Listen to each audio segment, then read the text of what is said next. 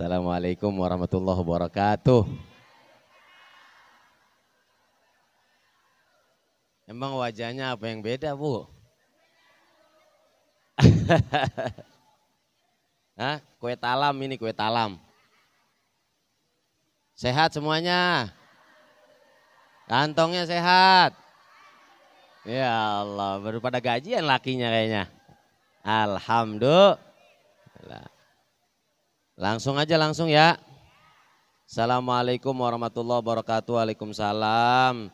Saya minta penjelasannya dari Pak Ustadz tentang sholat berjamaah di musola atau di masjid bagi laki-laki yang diwajibkan. Yang saya pertanyakan, apakah menggugurkan kewajibannya karena selalu melakukan sholat berjamaah di majelis rumah bersama keluarga. Sholat jamaah hukumnya sunnah muakkadah, sunnah yang sangat dianjurkan. Boleh sholat di rumah? Boleh. Boleh sholat di majelis rumah? Boleh. Boleh sholat di apartemen? Boleh. Boleh sholat di rumah susun? Boleh. Boleh sholat di pom bensin?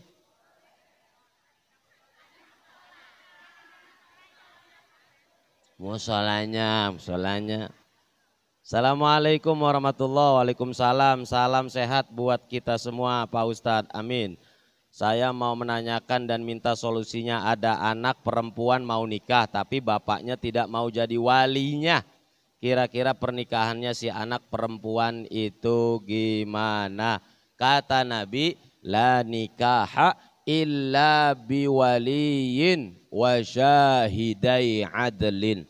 Tidak sah nikah kecuali dengan wali.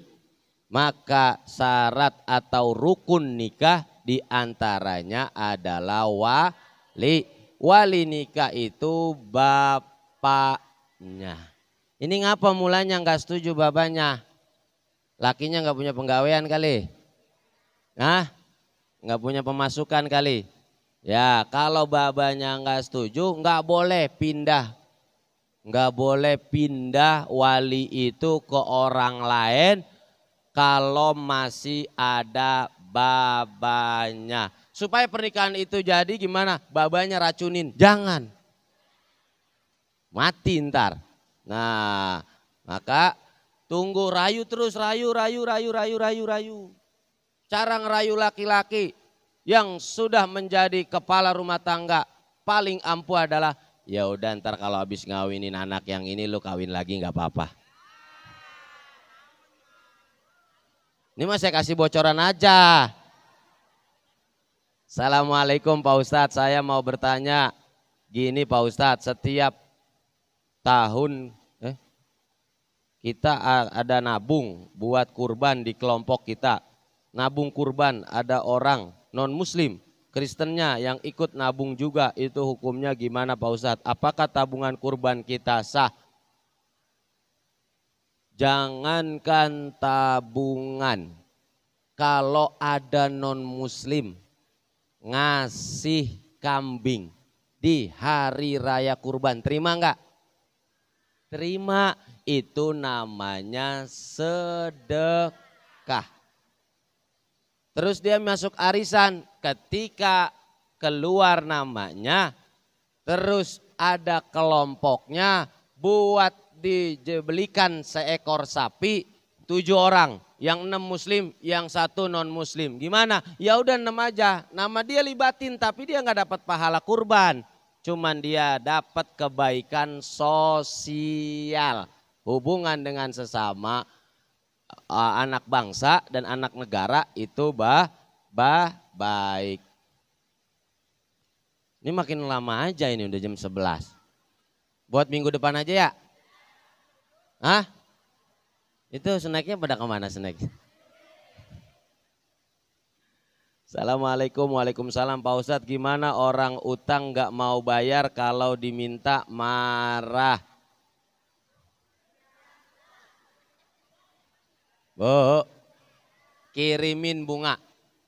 Kirimin bunga. Masih marah juga ditagih, bunganya kasih pot. Biar tambah bagus kalau bunga dimasukin dalam pot. Masih marah juga ditagih, pot-potnya lemparin.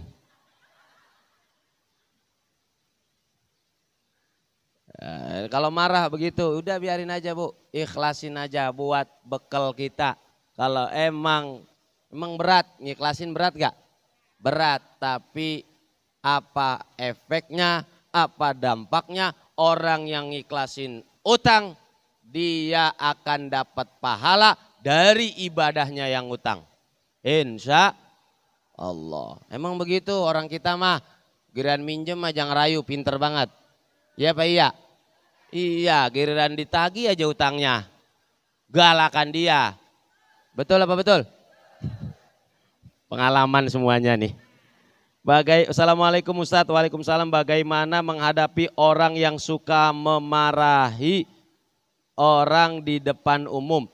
Apalagi yang dimarahi orang yang sudah tua. Ya Allah. Bu. Ini namanya buka aib. Orang yang buka aib di depan umum, maka dia akan dibukakan aibnya di hari kiamat. Na'udzubillahi min. Orang yang pintar menutup aib orang lain, aibnya akan ditutup di hari kiamat. Man satara musliman satarallahu yaumal qiyamah. Siapa yang menutup aib orang, dia akan ditutup aibnya di hari kiamat. Insya dia buka aib saya di depan umum, udah biarin aja. Dia yang dosa, lama-lama dia mati. Iya apa iya? Iya masa mau hidup mulu ya?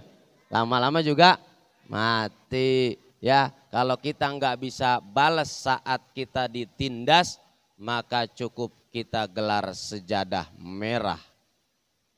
Adukan masalah kita kepada Allah. Biar mulutnya sombeng.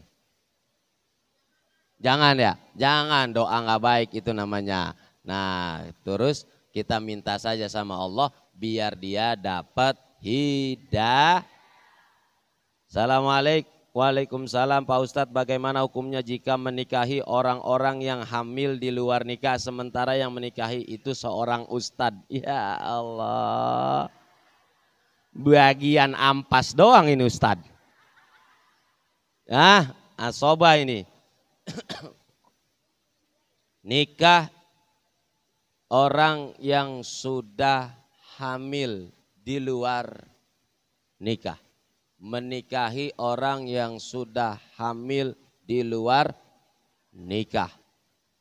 Kalau nikahnya itu hamilnya saat hamil, dia sudah lebih dari 4 bulan, maka seorang ustadz ini itu tidak berhak mengakui anak yang lahir itu.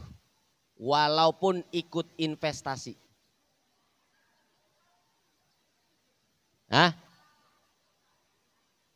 Apa Bu? Ya investasi juga kan udah nikah dia, nikah habis nikah baru investasi. Ya. Nambahin cairan. Paham apa kagak sih? Romana gua ngomong pakai kiasan kagak paham. Paham? Iya, karena udah ditiup ruhnya, berarti anak itu adalah nasabnya ke ibunya. Sebab babanya kabur. Ustadznya dirayu buat nikahin. Ya Allah tuh ustadz kesian. Lempengan mademin api dia, lempengan untung orang lain tadi yang kabur tuh ya. Begitu Bu. Assalamualaikum. Waalaikumsalam Pak Ustadz, saya mau nanya kalau ada non muslim bertamu kepada kita, dia mengucapkan salam, kita jawabnya apa? Waalaikum. Dah. Enggak boleh pakai salam. Waalaikum.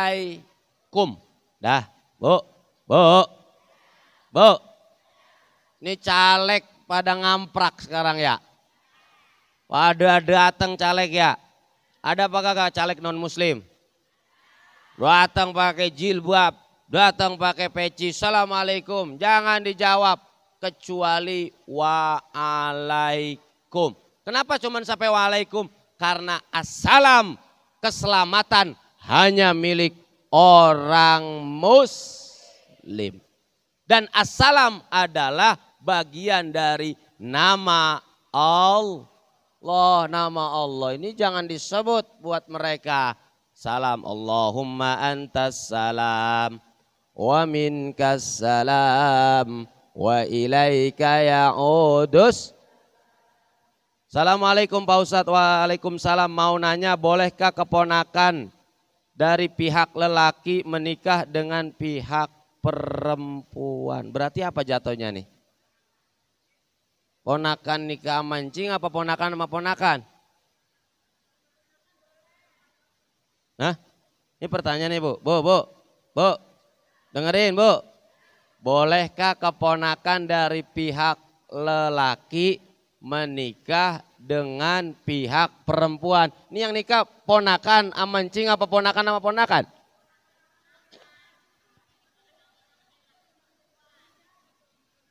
Dengar. Hurrimat alaikum ummahatukum wa banatukum wa akhwatukum. Ada yang diharamkan nikah 12, 13 dalam Al-Quran. Maka kalau ini jatuhnya sepupu boleh nikah. Bu, sepupu boleh nikah. Bu, sepupu boleh. Cuman setrumannya kadang-kadang kurang. Iya, setrumannya kadang-kadang kurang karena masih ada darah. Tapi ponakan sama mancing nggak boleh. Wa ammatukum wa khalatukum. Encing, paman, encang nggak boleh nikah sama ponakan. Karena kalau dia bersentuhan itu tidak membatalkan sebab masih mahram. Masih paham? Nah kalau ponakan sama ponakan jatuhnya apa tuh? Hei. Nggak pada mangap aja. Ponakan sama ponakan sepupu. Kalau yang dimaksud sepupu dengan sepupu boleh. Nih masih banyak di Jakarta Selatan.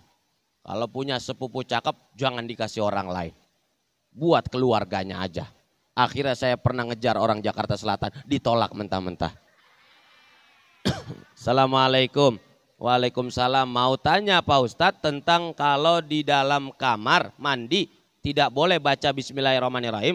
Tapi kita kalau berwudu di dalam WC tetap baca basmalah, itu boleh apa enggak? Tidak boleh. WC ini tempat kotor, tempat najis, tempat setan. Bu, masuk WC doanya apa? Allahumma inni a'udzubika minal khubusi wal khaba'is. Ada yang tahu artinya? Berlindung kepada Allah dari setan perempuan dan setan. Berarti WC tempat yang lama di WC temennya. Ada yang lama-lama di WC ada. Sambar geledek. Assalamualaikum. Waalaikumsalam. Semoga Pak Ustadz sehat selalu. Amin. Mohon penjelasan tentang hadis Nabi bagi yang menceritakan aib orang lain. Menggunjing apa termasuk dosa besar? Seberapa besar ancamannya Pak Ustadz? Itu tadi saya udah sebutin hadisnya. Yang buka aib akan dibukakan aibnya di hari kiamat.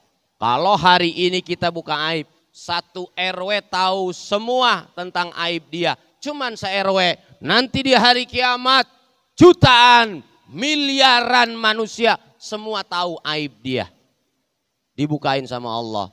Makanya kalau ada orang yang menggunjing, menggibah, ayakulu ahadukum lahma akhihi maitan fakarihtumu. Kata Allah, orang yang demen digosok makin gosok terus. Gosip, orang yang demen gosip, gibahin orang lain, nanti dia seolah-olah makan daging orang atau saudaranya. Na'udzubillahi min, pahalanya nanti ditransfer ke orang yang digosipin, yang digibahin. Tenang, nanti banyak orang masuk surga, amalnya nggak kelihatan banyak. Tahajudnya nggak rajin, puasa sunnahnya nggak rajin, tetapi sabarnya kuat menghadapi omongan orang lain. Tuh surganya kelas VVIP. Alhamdulillah. 2 lagi, masih kuat? Itu ngapa tas udah mau dipegangin aja. Pak Ustadz, saya mau tanya, jika satu kuburan ada 2 mayit, lalu apakah si mayit saling mendengar juga? Lu bagaimana? Waduh, gua ngab. Lu bagaimana? Kongko apa kagak tuh mayit? Bu, sekarang orang kalau mati mikirin duit bayar ya. Sebab dikuburin mati aja bayar masih sekarang. Iya apa iya? Iya, mati aja masih bayar. Karena lahan Jakarta sudah terbatas, sudah habis. Akhirnya yang udah mati digali lagi, ditindiin. Karena dulu dia ada suaminya, biarin dia bareng sama istrinya ngobrol. Kata lakinya, lu bagaimana? Kata bininya, waduh, berat. Aduh, lagian sih lu dulu marah-marahin gua mulu. Kagak bu, di alam barzah itu masing-masing kagak dengar satu sama lain. Karena apa? Ruhnya sudah pindah dan nggak tahu ada di mana. Itu yang ada cuman jasad. Kalau Allah mau ngembaliin itu terserah Allah pun, nggak ada yang pernah tahu. Sama kayak kita kalau lewat kuburan dianjurkan ngucapin assalamualaikum ya ahlal. Dengar gak dia? Jawab gak dia? Tapi kita dengar. Kalau kita dengar, jadi kalau udah masuk alam barzah kan dempet Ustadz kuburannya, mau dia dempet kek, mau kagak kek, kalau udah urusan amal yang orang masuk ke dalam liang lahat, kata Nabi, yatba'ul mayyitu salasah, yang ikutin mayit 3, maluhu, hartanya, wa ahluhu, keluarganya, wa amaluhu, amalnya, fayarji'u isnan, yang 2 pulang, ahluhu wa maluhu, keluarga sama hartanya pulang, wa yabqa wahid, 1 yang nemenin orang di alam kubur, amaluhu, yaitu adalah terakhir. Ibu melarang anak cewek menikah sama cowok non muslim, tapi nggak mau dilarang dan sekarang sudah punya anak. Dosakah ibu memutus silaturahim dan anak dan cucu? Ya Allah, ini terjebak dalam cinta. Terjebak dalam cinta. Bu, pernah terjebak dalam perasaan? Ya Allah, udah terlanjur nyaman ditinggalin. Berat, nggak ditinggalin. Ngeri, ya Bu? Karena cinta, perasaan itu nggak pernah ada yang tahu datangnya dari mana, betul? Tapi Allah punya aturan dalam Al-Quran. Wala tunkihul musyrikati hatta yu'minna wala amatum mu'minatun khairun min musyrikatin walau a'jabatkum.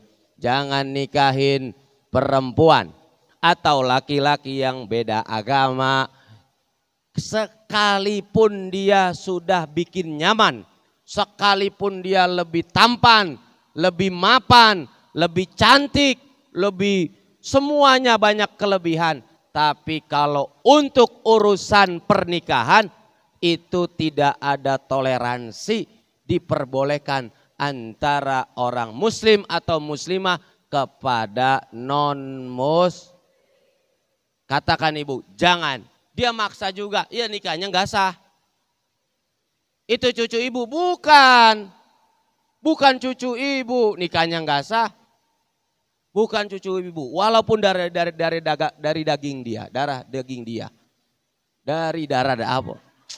Duh, belum minum begini jadinya nih. Apa itu? Hah? Apa siapa itu di situ?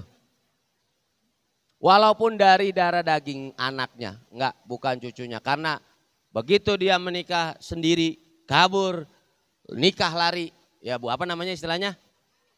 Kawin lari, emang boleh kawin lari? Enggak boleh, emang bisa kawin lari?